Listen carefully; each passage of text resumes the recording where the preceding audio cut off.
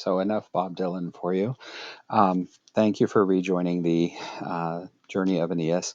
And we are, of course, picking up from where we left off with um, uh, Aeneas appearing out of the mist, Dido and some of her Carthaginians, and of course, the other group of Trojans seeing him. And there begins a process of recognition of who is he is, and with the help of Venus and Cupid, I don't need to point them out again, the upper right, Dido is going to hospitably receive Aeneas and indeed give him shelter from the storm. But rather than going over that ground again, I would like to dive into the background. How Dido came to live in North Africa, and to give her the due credit, the credit that is owed to her as a leader, as a brave soul, and indeed as someone whose experiences, as we've hinted at in the past, make her such a fit match for Aeneas. If only fate would allow that to happen. But here we go. I'm going to try to be to the point about this, but I need to set you guys up with, again, that difference that we often encounter when we look at ancient literature between actual history and myth and legend as it appears in literature. In actual history, the city of Carthage was founded as a mercantile colony by actual historical Phoenicians, not a queen, not a king, but by traders, traders with a D, who were in the process of establishing a trade empire across the Mediterranean. Phoenicia, I'm going to bring the laser pointer into view, is located in the very eastern portion of the Mediterranean, in the area of what is now northern Israel, Lebanon, and stretching a little bit into Syria as well. The inset map up here is indicating some of the ancient Phoenician cities of greatest importance in the 9th, 8th, 7th, 6th, and onward centuries BCE. And the two principal ones are Tyre and Sidon. I'm using the English spellings and pronunciations of those names. Tyre and Sidon. We'll get to Dido in just a moment, but let's focus on the historical piece of things. You may or may not, I hope the may is true, be aware that the Phoenicians were in possession of 4 great advantages that led them to great success in building a trade empire. I want to clarify, not a military one, not one like Alexander the Great or the Romans did by military conquest, but one that expanded through setting up trading outposts, through economic ties, and eventually those trading outposts became cities, which the local populations allowed to exist and thrive because they got an economic benefit from it. And I don't want to draw attention away from Phoenicia just yet, but I do want to point out in the inset map over here in Sicily and North Africa and Sardinia, all of these cities that are shown on the inset were sites of Phoenician trading outposts, including good old Carthage, historically. Further along the coast of Africa and Minorca, and then in Spain even. Okay. So what were these 4 great advantages that the Phoenicians had? you've heard me say the name Phoenicians before in the context of the development of the Latin alphabet. In fact, the Phoenicians were some of the earliest possessors of an alphabet. Through trade and cultural ties, that alphabet was passed to the Greeks, and then through trade and cultural ties and colonization, the Greeks passed it on to the Etruscans and the Latins. And what we now know as the Latin or English alphabet is an adaptation of that great advantageous tool that the Phoenicians first possessed in the Eastern Mediterranean. Think of what literacy makes possible in terms of record keeping, education, knowledge. The second great advantage that the Phoenicians had was that they were expert navigators and seamen. They had the ability to pilot ships, to build ships, to sail them. That was far in advance of most of the other civilizations of the Eastern Mediterranean, more than the Egyptians, more than the Greeks. So that naval ability, of course, is going to make it easy to transport goods from point A to point B, and do so efficiently and safely. And by the way, in point B, there are possibly going to be goods that are wanted in the Eastern Mediterranean. And so as the Phoenicians sailed west with some of the goods that they had, they would pick up goods in those western ports and bring them back to the east, and thus developed a mercantile navy. The third advantage that the Phoenicians had was geographical.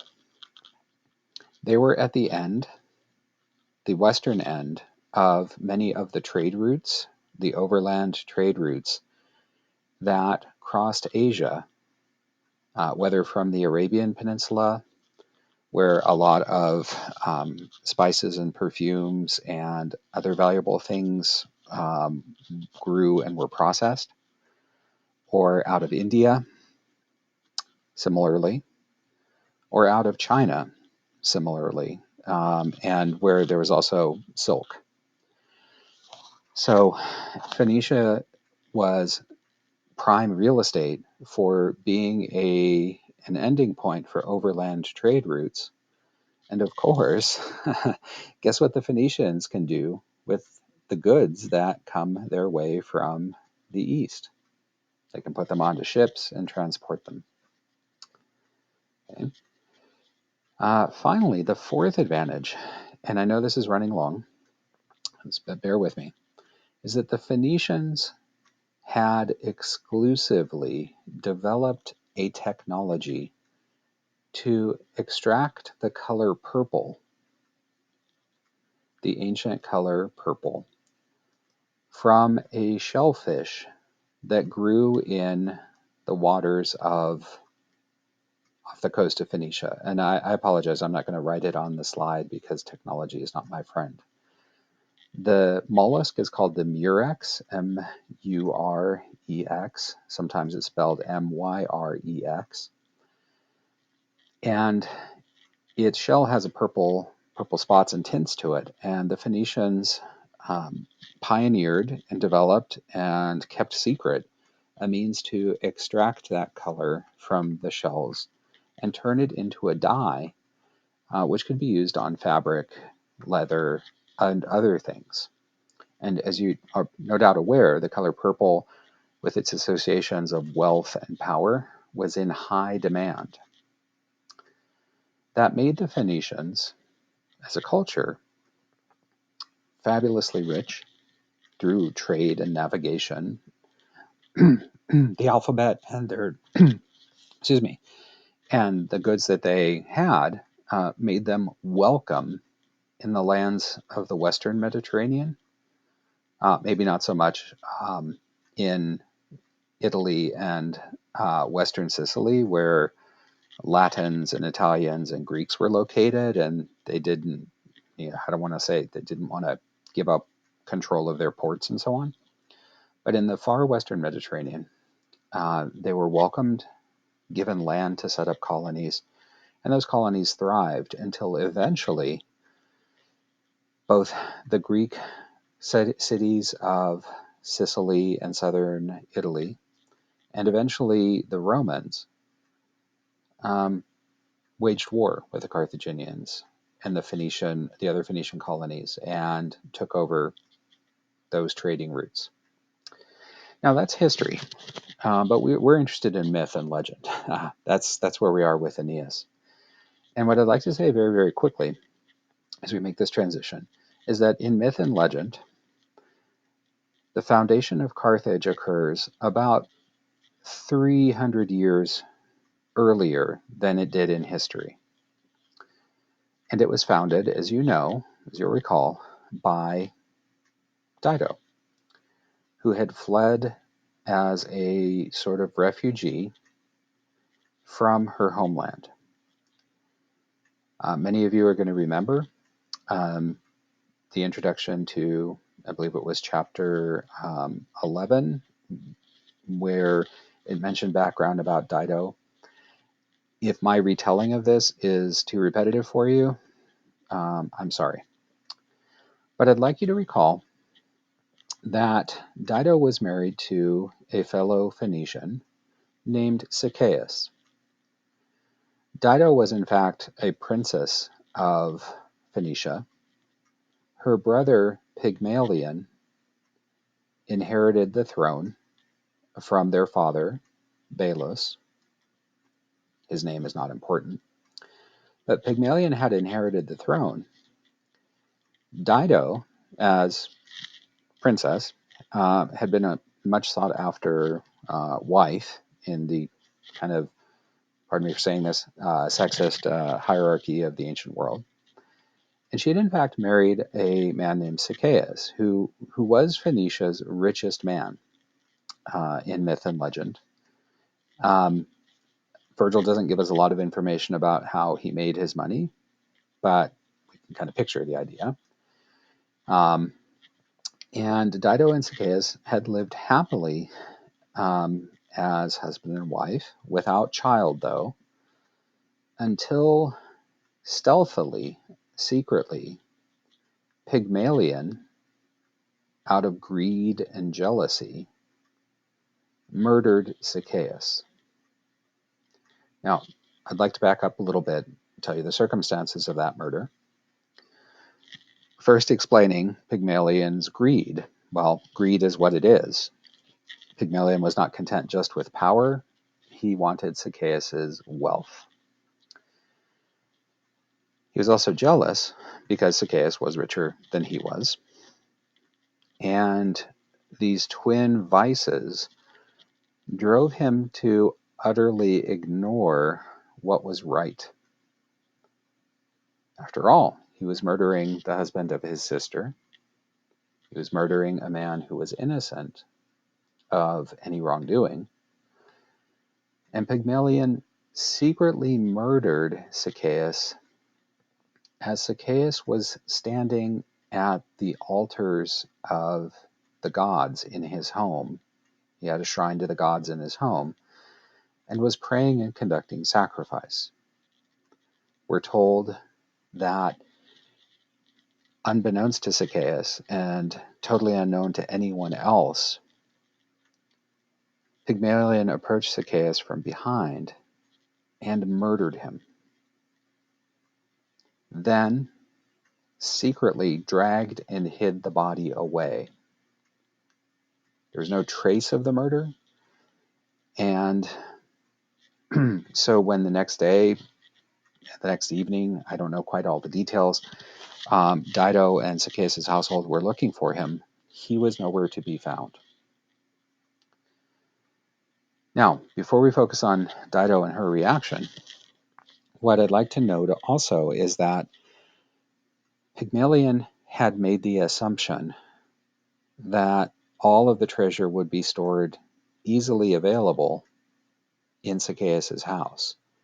there would be a sort of treasury room, vault, if you will, in Zacchaeus' home, where Pygmalion could easily find the money and ensure that it was spirited away into Pygmalion's treasury. But in the subsequent days, the money was not found. Pygmalion spies who came and pretended that Pygmalion was very concerned. Where is Zacchaeus? Where could he be? Sister Dido, let me help you find him. Let's search. When Pygmalion spies searched the house, they found no treasure. For in fact, Zacchaeus had hidden it away in a secret place known only to him. Now, some of you might say this is a very implausible story, but it's mythology, so get with it. And you're probably also going to be thinking, well, gosh, that's horrible, because if only Zacchaeus knew where the treasure was and he's dead, how will Dido live? How will she survive? What will happen to Dido? And let's at this point shift the focus to her. She was distraught at the fact that Zacchaeus could not be found. There was no word of him leaving Tyre, where his home was. There was no word of him taking one of his ships and sailing away. In fact, all of his ships were in the harbor. And so Dido was distraught, and we are told went to the shrine in her home of the gods and began to pray. At which point, a horribly frightening apparition appeared to her. It was the ghost of Zacchaeus. He could not speak, but the ghost, appearing in human form, in the human form he had when he was murdered, pulled away the garments from his chest and showed the stab wounds and the ghostly blood pouring from them, and gestured to an image of Pygmalion that was in the house. Dido recognized that Zacchaeus' ghost was coming to give her messages, to help her. She was distraught at learning that her husband had indeed been murdered. And when the ghost led her out of the shrine into the other parts of the house where there was a statue of Pygmalion, the king, and Zacchaeus pointed to it, Dido was even more distraught, for she came to understand that Pygmalion was the murderer of Zacchaeus. And when Zacchaeus led Dido further through the palace and showed her, a secret doorway leading to stairs going down below the house and to the pile of treasure, Dido came to understand that Zacchaeus was saying that the motive was getting the treasure, but it was hidden away, and now Dido knew where it was. And when they ascended from below ground vault, and Dido was led by Zacchaeus to a porch overlooking the harbor of Tyre, and Zacchaeus pointed to all of his ships, which were at anchor in the harbor. His merchant fleet had returned. There were no outward bound trips because Zacchaeus was dead. His people didn't know what to do. Dido understood that Zacchaeus was saying to her, that she should use those ships to escape, to take the treasure and escape. And that is what, in the next days, Dido stealthily did. She sort of feigned, if you will, that she did not know that Pygmalion was responsible for the murder. She feigned taking over control of Zacchaeus' merchant fleet. and organizing the crews to transport goods onto the ships. Indeed, the goods were the treasure that was stealthily spirited out of the house without Pygmalion knowing. He had sent his men out to search warehouses where Zacchaeus' goods were stored and so on, found nothing. And when the time was right, Dido also approached other leading Phoenicians whom she trusted and whom she knew were perhaps not on Pygmalion's good side, and said, "We are leaving. I am leaving. Come with me. We'll find a new home." And indeed, that is what they did. Under Dido's leadership, both Zacchaeus' merchants that worked for him and other leading nobles of Phoenicia one day simply vanished. Their ships vanished from the harbor, and Pygmalion was left to wonder what is going on. And Dido escaped. But she was kind of left to wonder, is Pygmalion going to figure out what happened? Is he going to find the empty vault? Is he going to come after me? Because he is so greedy.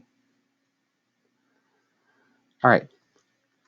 So we've got a little bit more work to do on this slide. I want to focus on the underlined Latin phrase, dux femina facti.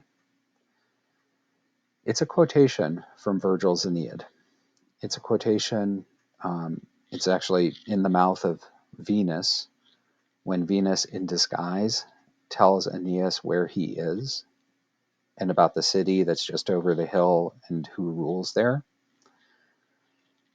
Venus uses the phrase dux femina facti just after she tells about the Carthaginians being refugees from Phoenicia. A woman was the leader of the deed. The word facti is maybe a little bit beyond your familiar level, but you know dux, leader or general. You know femina, I believe, meaning woman. What I'd like you to do, though, is notice how striking it is for Venus and Virgil to put those two words right next to each other. What do you know about dux ducus, the noun that means leader or general, that I haven't said? Yeah, it's a masculine noun. It's a noun that everywhere else in Latin literature is masculine. That's how we learned it in the vocab entry. And what Virgil and Venus, his character, do is strikingly break down the idea that leaders can only be masculine by putting dux and femina right next to each other. In fact, Venus even leaves out the word erat, erat meaning was. The whole phrase, we have to fill in the word erat, a woman was the leader of the deed, or we could puzzle it out a slightly different way, the leader of the deed was a woman. But however we puzzle it out in English, look what Virgil is doing. He is saying, this person, this human, don't be bound up with her physical gender, her biological gender. Be bound up with her character and her accomplishments. All right. Now, have you cataloged all the things that make Dido similar to Aeneas? Dead spouse, danger at home. Dead spouse appears and gives helpful signals about what's going to come next. Okay.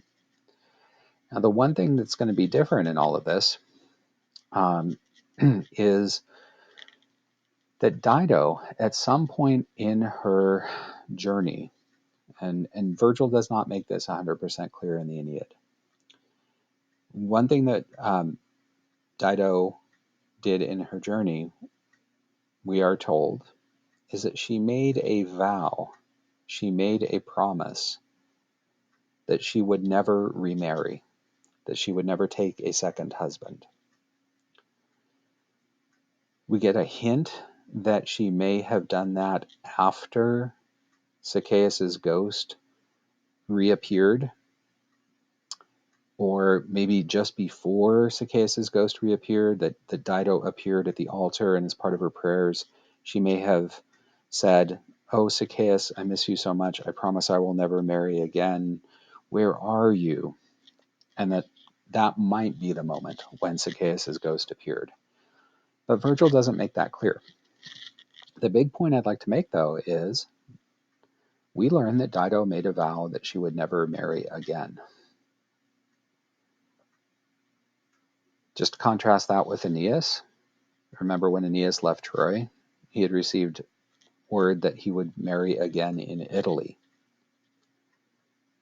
Again, he would marry again in what we should call Hesperia at the time, but what is ultimately Italy. So there's a contrast, but it's very clear in each character's background. There's not supposed to be a marriage in North Africa for either of them. Uh-oh. All right, last thing. And this is, again, for those of you who are equally oriented towards history, I would like you guys to know about 3 words, Poini, Punici, and Carthaginienses, which all refer to the same people, but essentially refer to them at different points in time. The people who settled in Carthage, and we're going to have to figure out how Dido did that on the next slide, were ethnically Phoenicians. The Latin word for that is poini, because they were ethnically and linguistically from this part of the world. Okay.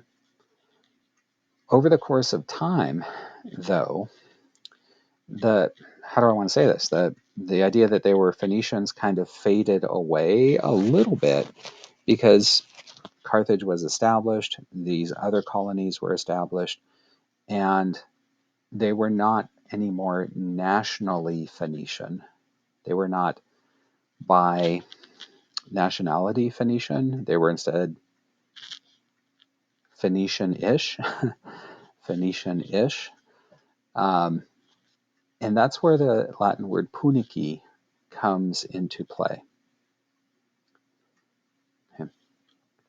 So people of Phoenician ancestry and language, but who are not nationally, by national identity or citizenship, Phoenician. That's where the word punici comes into play. And I do want to note the historical importance of that word. Ultimately, when in the 3rd and 2nd centuries BCE, Rome and Carthage fought a series of 3 wars, those are called the Punic Wars because they were waged between the Romans and the Phoenician-ish people. Okay? And there were Phoenician-ish people that the Romans fought all over the islands and coast of the Mediterranean. Properly, the word Carthaginienses refers to the citizens of Carthage.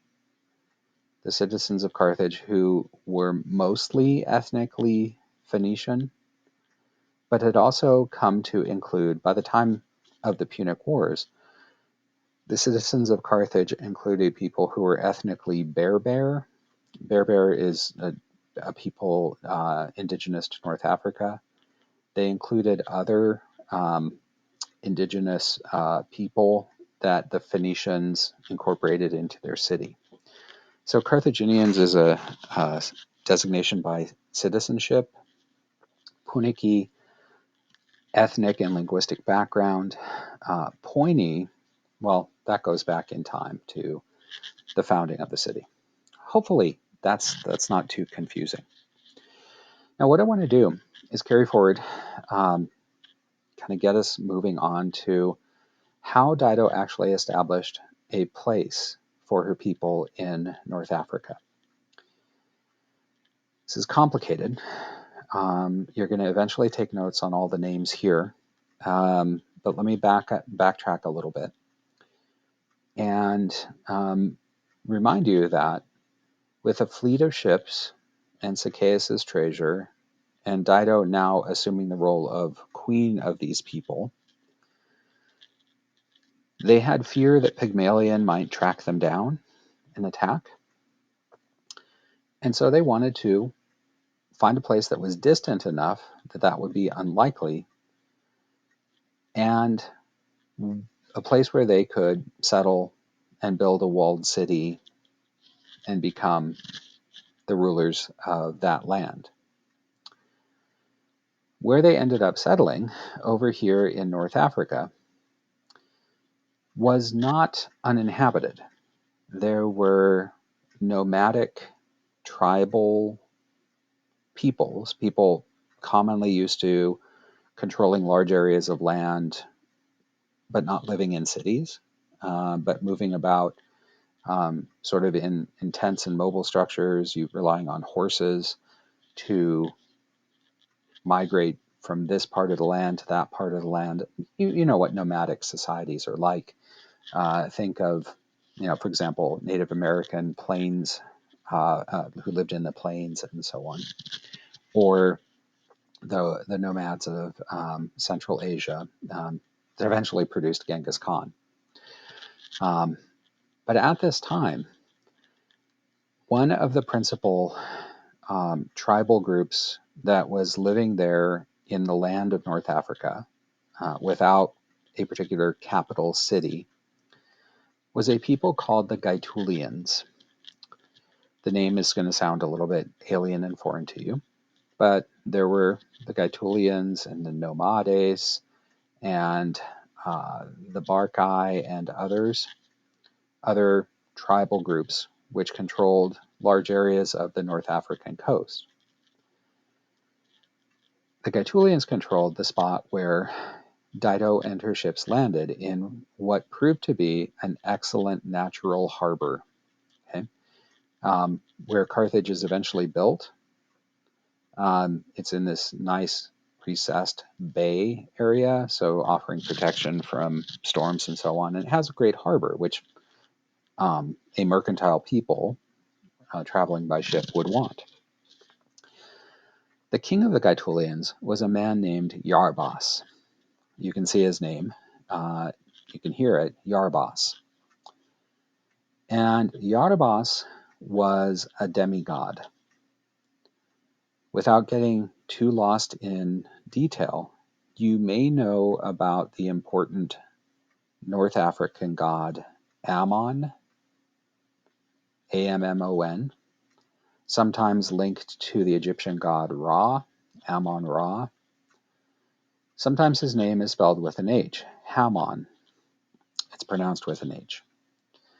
Well, the thing that I need you to know, and don't ask me too many questions about it because I'm not listening to them, is that Hammon in Virgil's poem is treated as the North African version of Jupiter/Zeus. Be patient with me. Just as Roman Jupiter is identified with and thought of as being pretty much the same as Greek Zeus, so Jupiter was identified with and thought more or less identical with North African Hammon. And he was also thought, not that we want to get into this, more or less identical and identified with the Phoenician god Baal, Baal is how his name is commonly spelled. So in these polytheistic civilizations, whichever god is the sky god is usually linked to being the native equivalent of Jupiter. Now, let's not get into religious studies. Let's point out the fact that Virgil treats Yarbas as a demigod, as the son of Jupiter, and he is a very warlike chieftain the king and commander of a nomadic people. And when he approaches this bay, which is his, part of his homeland, and sees a fleet of ships there and people disembarking, he and his people ride up menacingly and threaten them and say, "What are you doing here? Shall we kill you now?" At which point, Dido, in the role of the queen leader of these people, steps forward and asks Iarbas to grant them a small piece of land on which to settle and to live. The Carthaginians have no intention, well, they're not Carthaginians yet, but Dido's people have no wish to fight or to conquer or to expand to become essentially a military empire. And she more or less asks for hospitality. Iarbas says, "No, we Gaitullians, the Numidians, the Nomades, we get land by conquering it, by war. Surely you, a woman, are not going to conquer me, a man." Dido said, "No, indeed, I have no wish to wage war with you." Iarbas says, "Well, there is a way that you can come to live here as my wife, as one of my wives. If you become one of my wives, I'll let your people settle here under my rule." To which Dido replied, "Well, as attractive as it would be to marry a demigod, to be one of the wives of a demigod, I've made a vow to my first husband.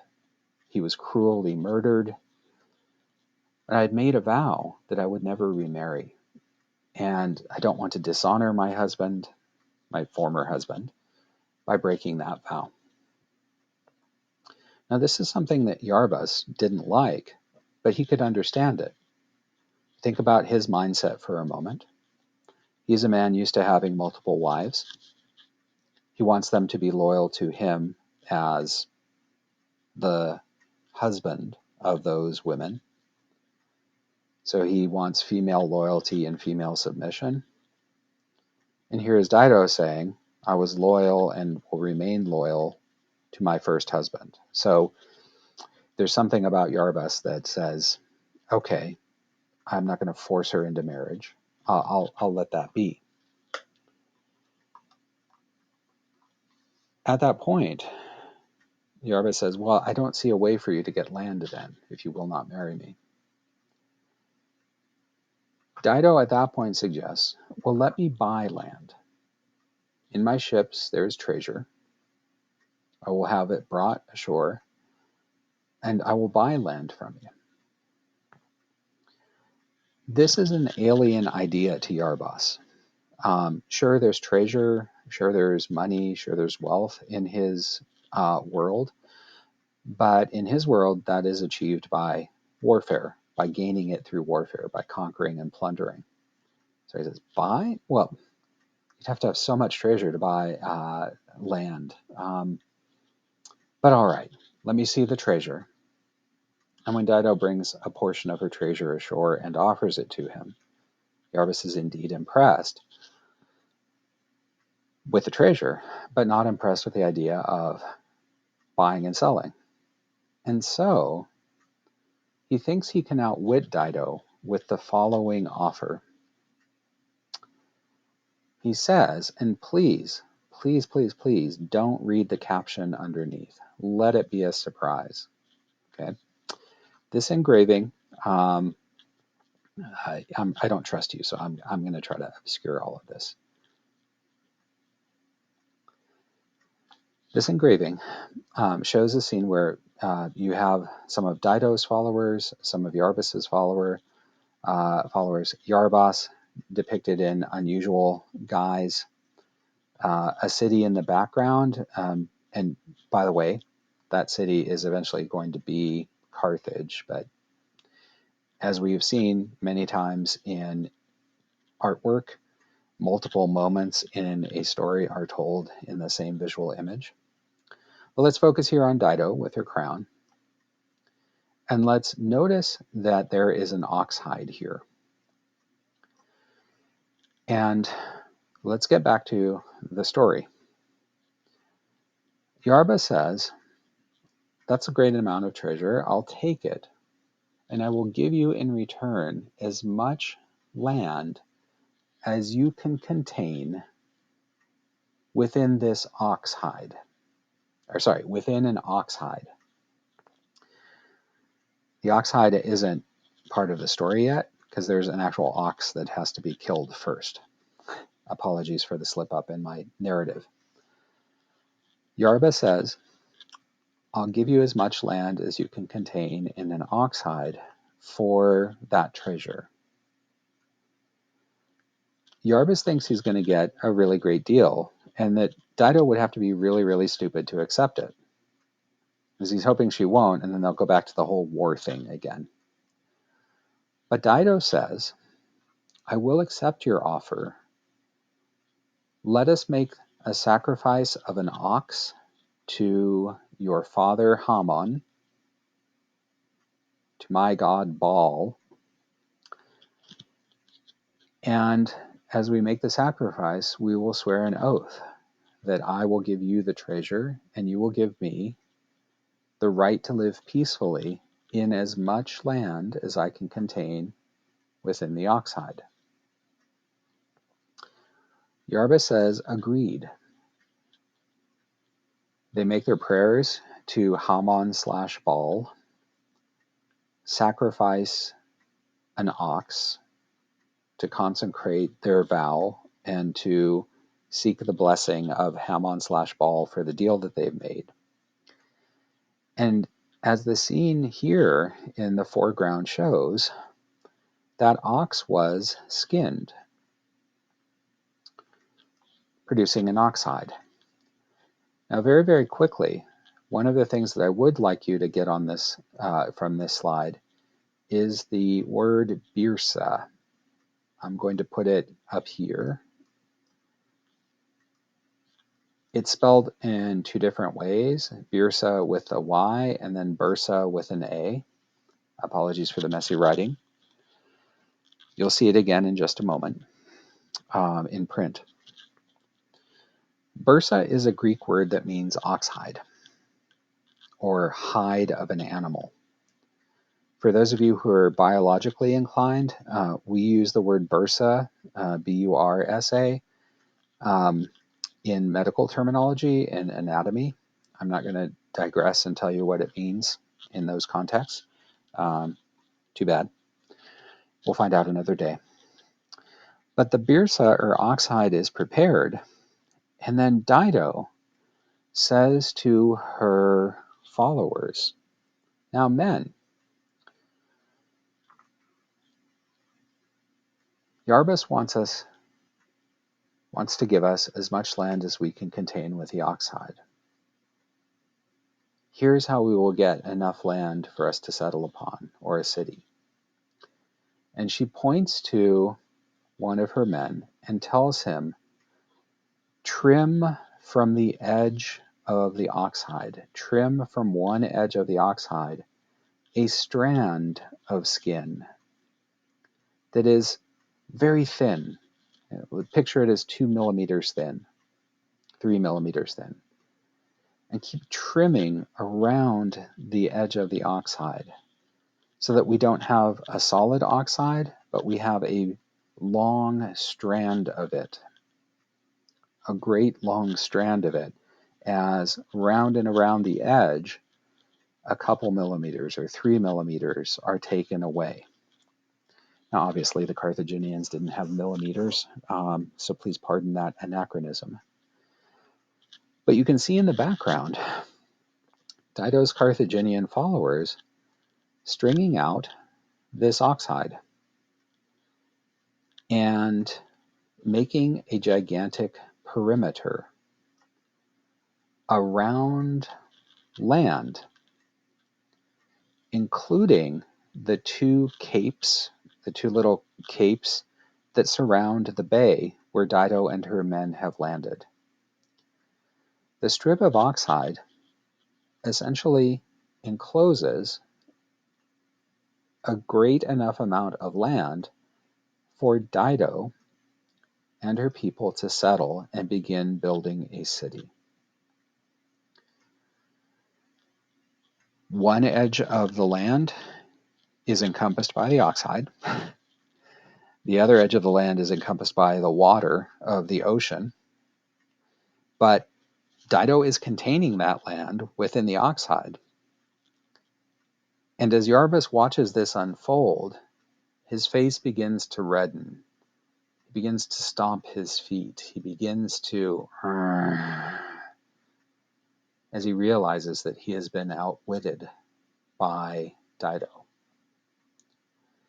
And yet he cannot take vengeance I shouldn't call it vengeance. He cannot strike out and lash out at Dido, for he swore an oath to Hammon, his father and his chief god, indicating that he would allow Dido's people to live peacefully in the land that they could enclose within the bounds of an oxhide. So, Dido outwits Iarbas. He is forced to give up claim to that land. He retreats, angrily muttering, "I'll get you someday, my pretty." Actually, he doesn't say that, but that would be the Wicked Witch of the West. But he is now a hostile force.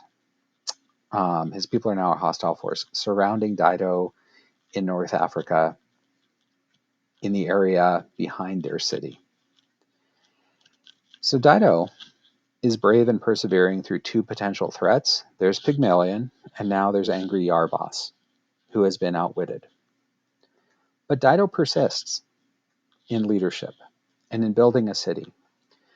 Because of the trick of the oxhide, or Byrsa, the land where Dido settled came to be called Byrsa, alternative spelling Bursa. And as that land became a settlement, and eventually that settlement became a city, the city that became obviously the most important place in that land came to be known as Carthage. Just for the record, Carthage is a Phoenician word. It means new town or new city in Phoenician.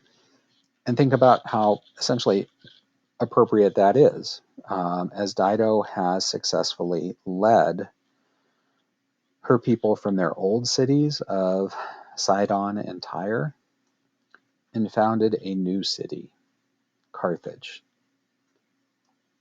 Okay. Dido is pretty awesome, in my humble opinion. And I don't think she deserves what comes next. She is in the process of building her city when Aeneas shows up. There are walls in progress. There's the temple of Juno in progress, which Dido uses essentially as the place for her assembly with her followers, and that's where Aeneas comes out of the mist. Now, you're going to see the names of Venus and Cupid, called Pseudo-Ascanius. We'll clarify that in just a minute. And then Venus and Juno. But let's get moving forward visually to that scene back in Juno's temple. We've talked about it repeatedly. I have nothing new to say, except that as we start to carry forward, Dido said to Aeneas, once they exchanged introductions, "Yes, you may stay here. If you wish to, you can become Carthaginians. You're welcome to stay here forever, and my land will be your land. Your people will be my people. If not, since I know you're supposed to get on to Italy," that had been conveyed by Ilioneus here when he was seeking Dido's help. "We're on our way to Italy. Storm drove us here. Can we please refit our ships and resupply? And Dido said to Aeneas, if you must go on to Italy, you're welcome to stay here as you need to refit your ships and resupply. She greets him very hospitably, and Aeneas responds with great gratitude. He sends Achates, remember him here in the background, on a mission. He says, Achates, go back to our 7 ships that we left this morning. Give them this great news that we are being welcomed here and that the other 12 ships are already in the main harbor of Carthage. Lead them, those 7 ships, into the main harbor and bring my son, Ascanius. Tell him to bring these great gifts for the hospitable queen. And Aeneas lists off a set of gifts that they're essentially valuable things, very valuable things that he and his fellows have rescued from Troy, some of the small treasure, and he wants to give them to Dido as a token of gratitude for her hospitality. And he wants Ascanius / Iulus to present them, to come to the palace, to be reunited with Aeneas, and together they will present them to Dido at a feast, which Dido intends to throw that night to welcome the Trojans properly. Now take a quick look here. This is a different depiction of the sort of welcoming scene. It's very sparse in detail, but it is showing the moment at which Aeneas is introducing his son. So later, in a later episode, as the Achates and the other 7 ships returned to the harbor, Achates brought Ascanius to Aeneas and said, here he is, and here are the gifts you wanted. What we need to picture here is Aeneas and old Ilioneus, the guy who had led the other ships, coming back to Dido's palace, and Aeneas is introducing his son. But look, it is not just his son that we see here. The artist has given Ascanius wings, which we as the viewers can see.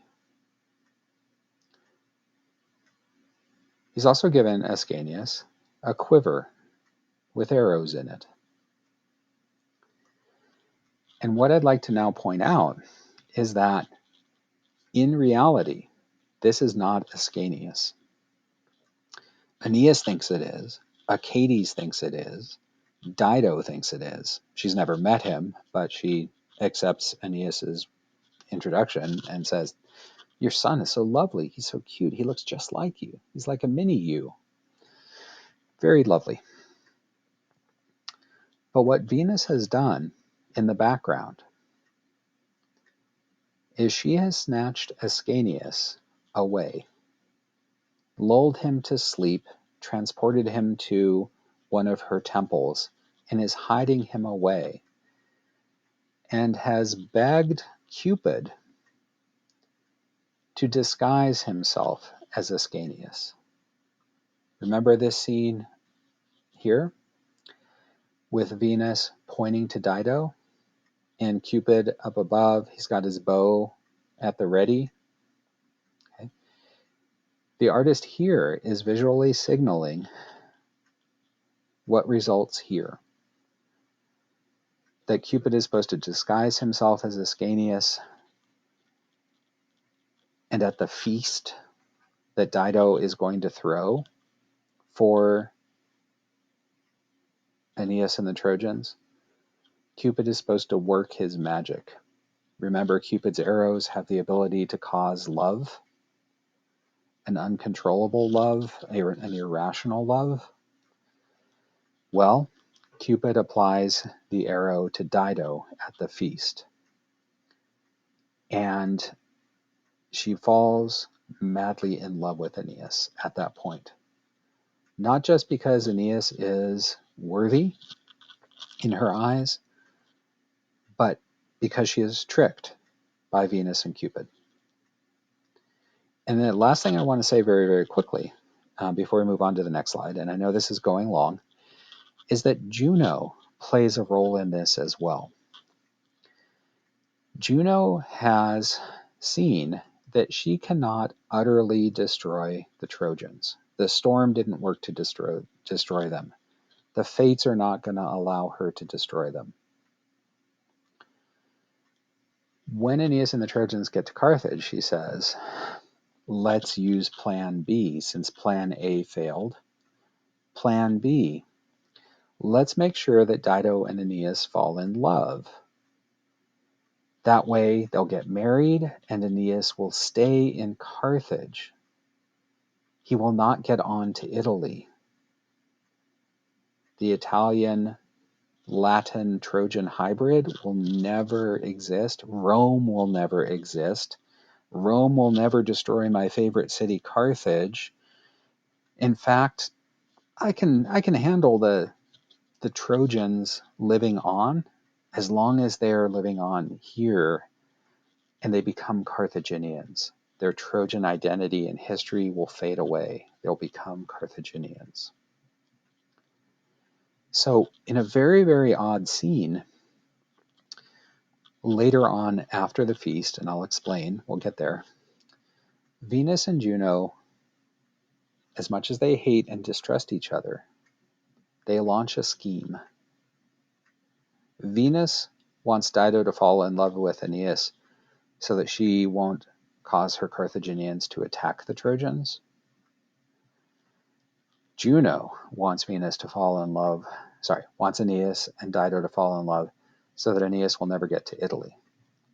So for cross purposes, they both agree to the same thing, to engineer it so that Dido and Aeneas fall in love and mate, I'll just call it that, and that falling in love and mating is enough for some people to consider it a marriage. All right, I know this is super complicated, isn't it? What I want to tell you very, very quickly is that the end of book 1 of the Aeneid is a feast. It's the feast that Dido throws for the Trojans. And at the end of book 1, Dido turns to Aeneas and says, now that we have eaten, now that we are drinking wine and celebrating and honoring the gods by making sacrifices, now that we've done all that, tell me more about your story. Tell me how you came to be here. Tell me about the destruction of Troy and your journey here. And the crazy thing is, that's what Aeneas does. And when we start book 2 of the Aeneid, book 2 of the Aeneid starts with the horse and the death of Laocoon and the destruction of Troy and Aeneas's escape from the city and Creus's ghost and all of that stuff. All of that we've already covered is book 2 of the Aeneid. It's in Aeneas's own words as he talks about the end of Troy and his escape from it. Book 3 of the Aeneid is still Aeneas talking through the night to a very, very attentive Dido, who by now is under Cupid's influence and falling in love with him. And book 3 is Aeneas telling about the journey from Troy to where they are right now. Okay. What I want to point out is Dido hears at multiple points in Aeneas's tale, as Aeneas is telling us what we already know about him, what you and I already know about him, that he's supposed to get to Italy. He has a wife waiting for him there, or someone who will become his wife. Dido hears that, but she does not accept it. Do you know why? I'll give you a hint. It rhymes with stupid. No, I'm not saying that Dido is stupid or that Aeneas is stupid. It's the actions of Cupid. All right. Now, there is a problem here. Apologies. I'm going to have to make a quick edit. Hang on. This is the right button to push. I'm sorry for this awkward delay. There we go. All right.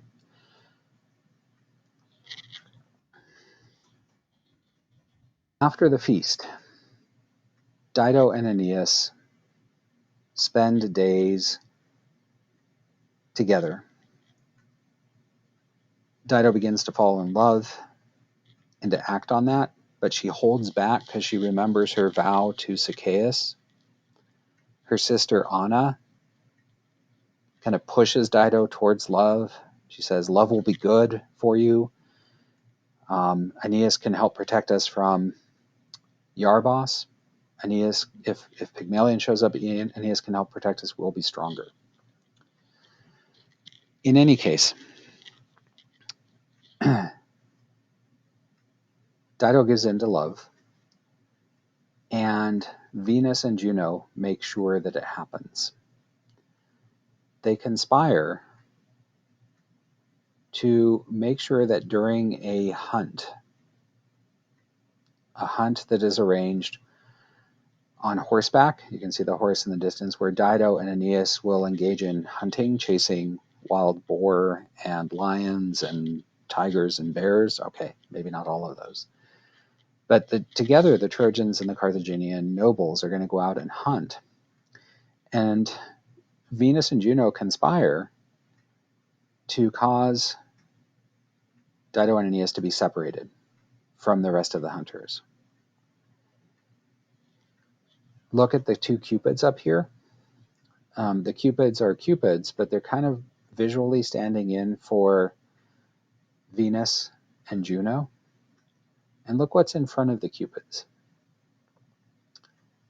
It's partly there for modesty because this painter did not want to show male anatomy up close. But it's a cloud.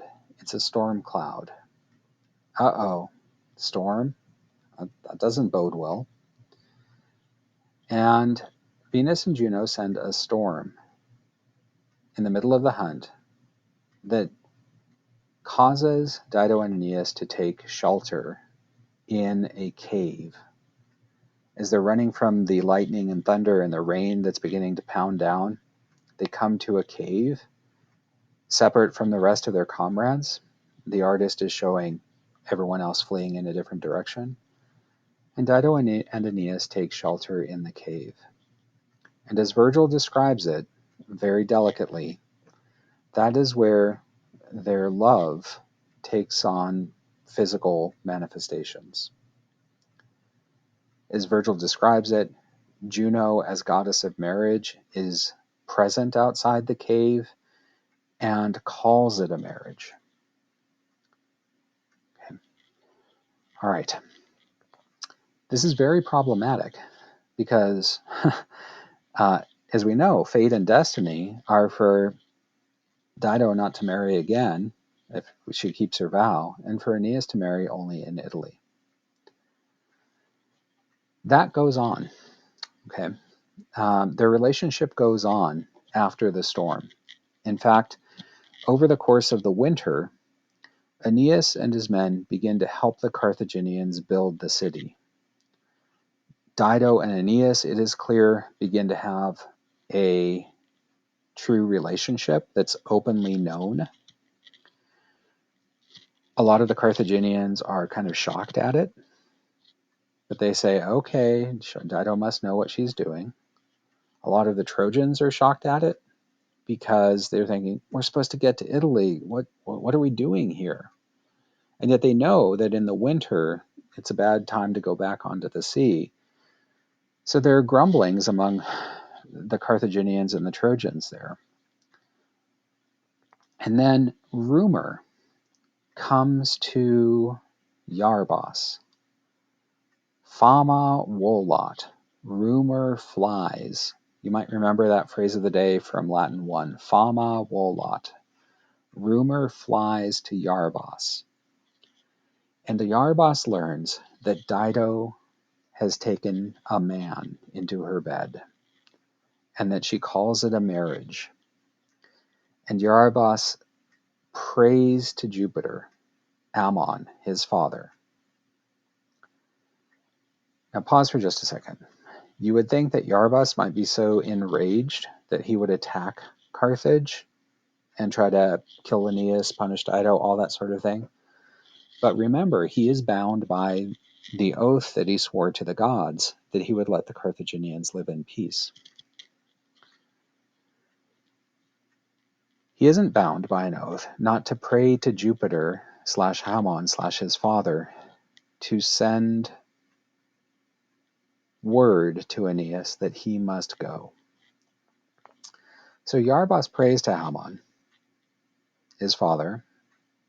Hammon / Jupiter hears it, and as you'll recall from chapter 11, he sends Mercury down to warn Aeneas that he must go, that his destiny lies elsewhere, that he's shirking his responsibilities.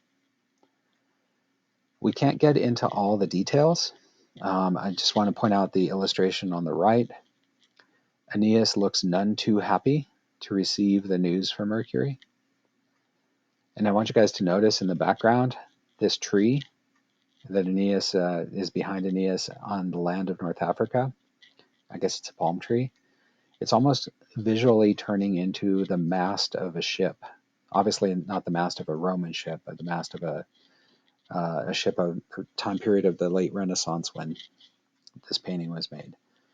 So even the tree turning into a ship's mast is kind of, with sails, is kind of a reminder that Aeneas is supposed to go. All right, there is so much more that we should talk about, but your time is already being consumed rapidly. I want to focus on this last image, though. When Aeneas prepares to leave, he does so first stealthily. I'm going to go back to this slide. He does so stealthily. He asks his Trojans to prepare the ships. They've been neglected while the Trojans and Aeneas have been helping to build Carthage, but he says, men, it's time. Go prepare the ships. Refit them. Begin storing water in them, making sure we have supplies. And as the Trojans go about doing that, he thinks, how can I possibly tell Dido that I'm leaving? How can I do that? That's kind of the facepalm moment that we have going on in this scene. But the deal is that Dido finds out that the Trojans are getting ready to leave before Aeneas tells her. In his indecision about how to be honest with her, Dido and her people observe the Trojans preparing the ships. Dido concludes that they're going to leave, and she confronts Aeneas. When we read the Aeneid in AP Latin, we do read a lot of Book 4. Book 4 is where the love of Dido and Aeneas takes form, and when Aeneas decides to leave, and when Dido kills herself, which is what we're going to move on to. I can't say much more about it, except to say that Aeneas persists in his intention to leave, and that Dido feels trapped. She's broken the vow to Sichaeus. She worries about Pygmalion and about Iarbas. She realizes that she's somewhat defaulted on her role as a leader for the Carthaginians in giving over herself to too much fun with Aeneas. And the combination of factors drive Dido to decide on suicide as a way to get out of her troubles. I just want to quickly clarify, and I apologize for getting personal. I never want to hold up suicide as a positive thing. I've had a family member end his life rather than to get help through challenges and struggles. And I don't want to pass judgment, but I do not want to hold up Dido here as a model to be followed. And I just want to be clear about that. Dido's internal decision to commit suicide is something that she hides from her people and from her sister. You might remember Anna played a role in urging Dido to accept the love that she felt. Well, Dido had that close relationship with Anna, but chose to betray it by hiding her intention. In fact, she concealed it in a ruse, a trick. And please listen and try to make sense of this with me. In the image, I want you to notice the strange scene behind Dido. It's part of the ruse or trick that she creates. She tells her sister Anna that she has consulted with a magician. I would call her a witch, but I don't want you to think about Halloween type witch. But a magician who has said to Dido that there's only one way to cure Dido of her love. It's to build a gigantic mound of wood in the courtyard of the palace. Build a gigantic mound of wood that will eventually be set on fire. On the top of the mound, Dido is to place everything that she has shared with Aeneas. And that she is supposed to create a likeness, an image of Aeneas, if you will, that is to go on top of the pyre as well. Think of it as kind of like a voodoo doll, if you will. So on the top of the pyre, with Anna's help and her people's help, that the pyre being the pile of wood, Dido has the bed that she and Aeneas have shared and the bed coverings. She puts the clothing that she had given Aeneas and that Aeneas had worn and had left behind there. She puts a sword that she had given to Aeneas as a gift and that Aeneas had left behind in his hasty departure. And she puts a sort of wax model of Aeneas dressed in his clothes lying on the bed. That's the figure you see here, this kind of unrealistic looking human face. It's a model, a dummy, if you will, meant to represent Aeneas. Again, think along the lines of a voodoo doll.